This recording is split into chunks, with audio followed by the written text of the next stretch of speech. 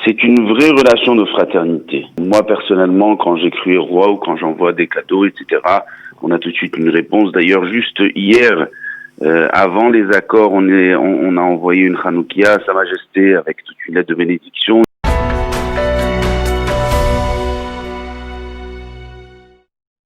Nous avons le plaisir d'être au téléphone avec le Rav Lévi Banon. Rav Banon, bonjour, Boker Tov.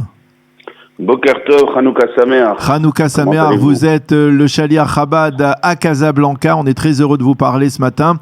Et on peut dire que c'est une belle information, une belle nouvelle, une très grande lueur de joie et d'espoir que l'on a allumé au Maroc et en Israël avec cette annonce au même moment où on a allumé la première bougie de Hanouka. Comment on a réagi dans la communauté juive marocaine, à Casablanca, là où vous vous trouvez? Alors la communauté juive, les gens sont très heureux. Tout le monde est très très très content parce que c'est un double Mazal Tov. Tout d'abord un grand Mazal Tov pour le Maroc qui a pu obtenir la souveraineté sur le Sahara marocain, qui est très très très importante. Et puis également un grand Mazal Tov pour Israël.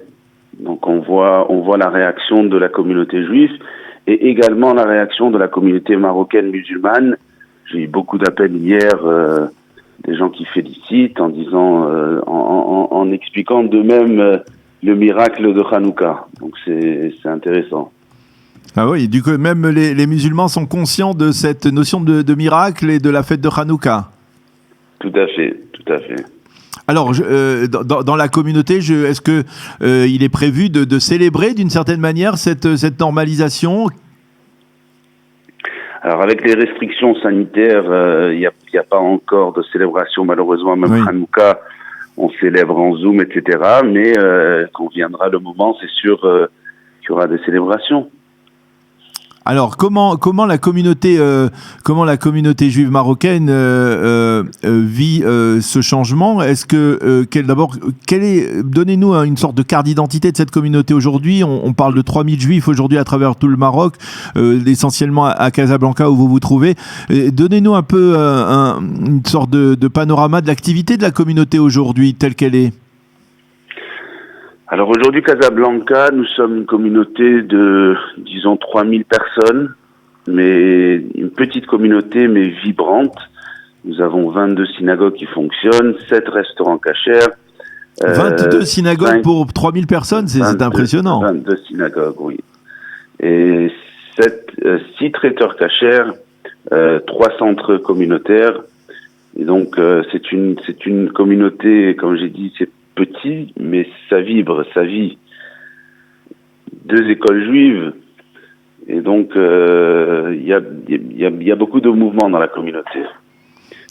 Alors en tant que Shaliach du mouvement Chabad, je suppose que vous avez vu au fil des dernières années, en particulier, de nombreux Israéliens venir visiter le Maroc, que ce soit des originaires du Maroc ou même des Israéliens d'autres horizons. Est-ce que vous pensez que cela va s'accentuer avec cette normalisation, cette officialisation? Comment vous appréhendez ces changements? Ben, ça va s'accentuer pour la simple raison que ce ne sera pas seulement du tourisme tout court, mais je pense que ça va ouvrir des portes économiques également. C'est ce qu'il y a d'extraordinaire pour les 2 pays. Donc bien sûr qu'il y aura beaucoup plus de tourisme israélien, de tourisme juif, quelque chose qu'il y avait déjà dans le passé. Au Maroc, le Marocain est généralement très accueillant, spécialement aux Juifs marocains du monde entier. Et donc, voilà, ça va continuer, ça va s'accentuer d'une manière pas croyable.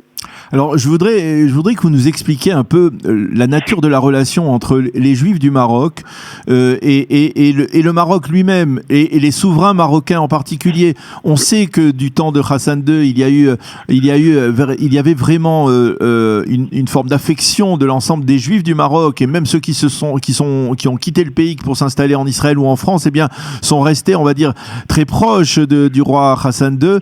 C'est un peu la même chose, je suppose, avec le roi Mohammed VI. Comment vous expliquez cette relation qui semble très, très intime entre la communauté juive et les autorités marocaines et le royaume et les rois du Maroc? C'est une vraie relation de fraternité. Moi, personnellement, quand j'écris roi ou quand j'envoie des cadeaux, etc., on a tout de suite une réponse. D'ailleurs, juste hier, avant les accords, on a envoyé une Hanoukia à Sa Majesté avec toute une lettre de bénédiction, une lettre de bracha. Donc, c'est très particulier. C'est une relation, comme est rapporté qu'il y a tout roi a un malach, un sar là-haut, un malach là-haut qui le protège et on voit et qui le dirige. Et on le voit vraiment chez la famille royale au Maroc. Et donc c'est très présent. C'est-à-dire aujourd'hui, les contacts, vos contacts, les contacts des responsables de la communauté sont fréquents avec le palais royal. Ah oui, ça c'est sûr. Et il y a également beaucoup de demandes de prières et de brachot et de bénédictions. Mm-hmm. Alors, nous sommes à la première bougie de Hanouka. Certains ont parlé donc de miracles. Qu'est-ce que ça vous inspire sur le plan spirituel, Corée? C'est-à-dire, quel enseignement vous pouvez nous transmettre en 1 minute, 2 minutes avant de prendre congé, que l'on vous laisse orchestrer la préparatif du Shabbat et de cette fête de Hanouka? Alors, quand on allume la Hanoukia, on a dit hier soir, Bayami Mahem ou Bazemanazé. Le Rabbi de Lubavitch disait, on célèbre les miracles d'avant, mais les miracles également d'aujourd'hui. Mm-hmm. Donc il y a des miracles aujourd'hui également, et on se doit, quand on s'assoit avec la Hanoukia, avec nos enfants autour de la Hanoukia, on se doit de raconter les miracles d'aujourd'hui à nos enfants. On doit remercier Akadosh Baruch Hu cette année qui nous a donné des miracles clairs, qu'on ait de quoi raconter, et on a le devoir de raconter ces histoires de miracles aux enfants. Et c'est ce qu'on célèbre et c'est ce qu'on remercie, et c'est la reconnaissance que nous avons envers Akadosh Baruch Hu par rapport à ces miracles. Donc on a un grand devoir pendant Hanouka. C'est un bon moment, mais un moment également de transmission. Eh bien, Rav Levi Banon, merci beaucoup d'avoir été avec nous ce matin sur Studio Kalita. Merci pour cet enseignement et pour nous avoir donné un peu un aperçu de ce qui se passe dans la communauté juive après l'annonce donc de cette normalisation entre Israël et le Maroc. On vous souhaite Chag Sameach et Shabbat Shalom. À bientôt. Chag Sameach, Hanouka Sameach, Shabbat Shalom. Que dans des joies, voilà.